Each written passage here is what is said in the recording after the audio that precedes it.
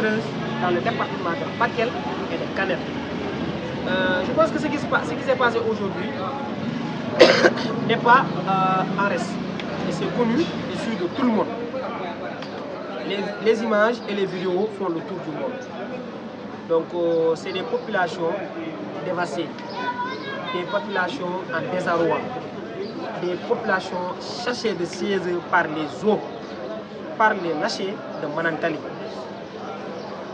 Donc aujourd'hui, la situation elle est très grave, elle est catastrophique.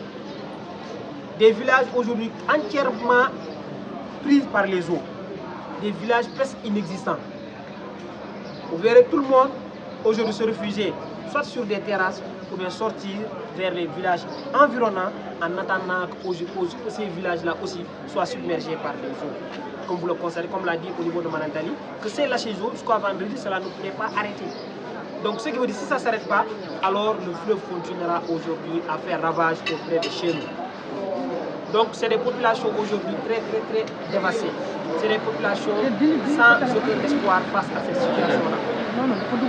Nous déplorons et nous regrettons du fait qu'aujourd'hui, l'État s'est déplacé face à des populations sinistrées, très fatiguées et sans aucun espoir, les mains vides. C'est ce qu'a fait le gouvernement. Il s'est déplacé par le biais de son ministre de l'Intérieur qui arrive chez nous avec cette situation-là, les mains vides. Alors que c'est une population qui a besoin de secours. C'est une population qui a été envahie par les eaux. C'est une population aujourd'hui sans aucun espoir, qui voit chaque jour des dégâts s'augmenter. Et hier, vous avez entendu la sécession du pont de Dembankani, qui était au moins aujourd'hui notre seul espoir, qui nous permettait d'envoyer les vivres qu'on quittait à partir de Dakar et des organisations que nous faisions à partir de Dakar pour aller secourir nos parents. Parce que vu la situation, on ne va pas parler de cuisine. On ne prépare pas. Il n'y a pas de boulangerie. On ne parle pas de pain. Aujourd'hui, les vivres, comme vous le savez, ont été emportés par les eaux. Les surfaces cultivées ont été emportées par les eaux. Le dégât est énorme. La situation elle est alarmante. Nous attendons aujourd'hui des mesures d'urgence face à cette situation-là, tel que cela a été dans d'autres localités aussi affectées avant nous.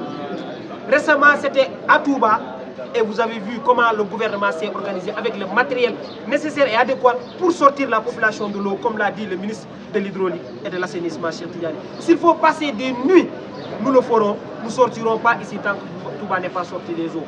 Donc il faut que l'équité territoriale, il faut que l'égalité des chances soit une réalité chez nous. Il ne faut pas que cela soit des discours vides. Aujourd'hui, toutes les populations, que ce soit celles de Touba, que ce soit celles de Bakel et de Kanel, sont à égale dignité dans ce pays qui est le Sénégal. Aujourd'hui, face à ce désarroi dont traversent nos parents, nous sommes désolés de voir l'absence et le silence complice et inouï du gouvernement du Sénégal. Aucune assistance jusque-là où je vous parle. Ces populations aujourd'hui sinistrées ont besoin du minimum nécessaire. D'abord, c'est des sites de recasement. Il faut d'abord recaser la population en urgence.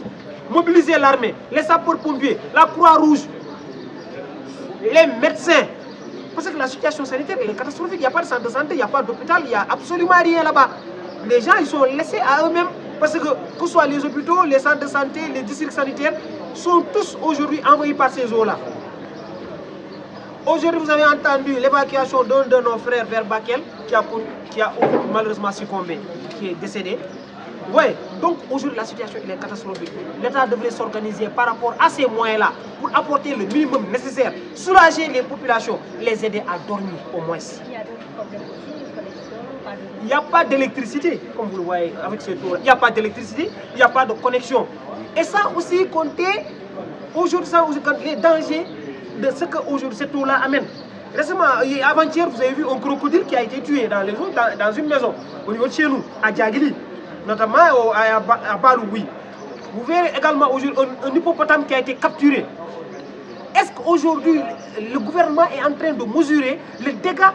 Aujourd'hui, il est en train de mesurer la gravité de la situation.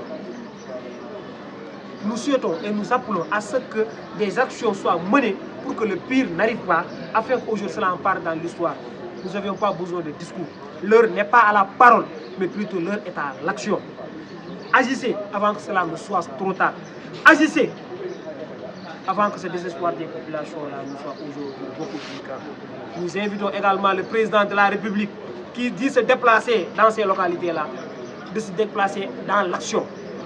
Nous voudrons le voir dans une tenue d'action, mais pas de discours et de parole. Si vraiment c'est pour discourir, si vraiment c'est pour parler, aussi beau soit le discours, nous n'en avions pas besoin. Aussi beau soit ce discours, nous n'en avions pas besoin.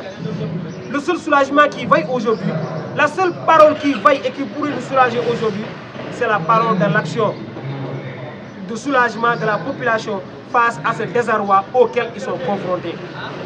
Je vous en remercie.